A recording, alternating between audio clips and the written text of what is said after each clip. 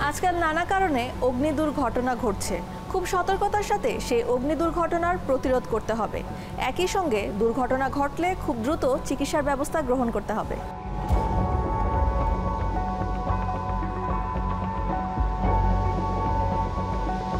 অগ্নিকাণ্ড একটি ভয়াবহ দুর্যোগ। এসব দুর্ঘটনার কারণে হারিয়ে যায় জীবন ও সম্পদ। বর্তমানে নানা কারণে অগ্নি দুর্ঘটনার হার বৃদ্ধি পাচ্ছে।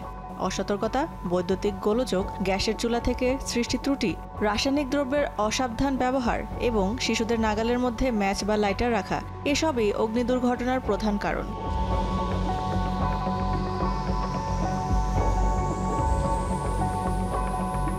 অগ্নিকাণ্ড প্রতিরোধে সবার আগে প্রয়োজন সতর্কতা। নিয়মিত বৈদ্যুতিক তার ও সরঞ্জামের রক্ষণাবেক্ষণ, গ্যাসের চুলা ব্যবহারের পর বন্ধ করা নিশ্চিত করা এবং দাহ্য পদার্থ নিরাপদ স্থানে রাখতে হবে। শিশুদের এ বিষয়ে সচেতন করা অত্যন্ত জরুরি।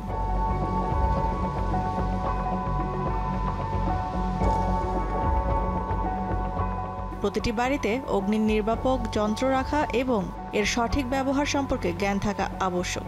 ফায়ার এক্সটিংগুইশার, বালির বালতি এবং পর্যাপ্ত জলের উৎস হাতের কাছে রাখা উচিত। জরুরি অবস্থায় দ্রুত বেরিয়ে আসার জন্য বিভিন্ন ভবনে একাধিক পথ চিহ্নিত করে রাখাও বুদ্ধিমানের কাজ।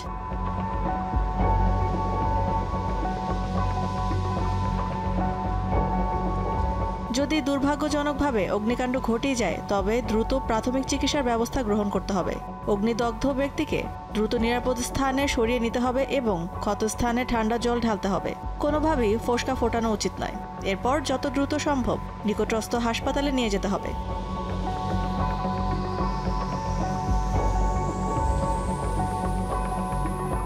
মনে রাখতে হবে, অগ্নি দুর্ঘটনার প্রতিরোধে আমাদের সম্মিলিত প্রচেষ্টা এবং সচেতনতাই পারে একটি নিরাপদ ভবিষ্যৎ নিশ্চিত করতে।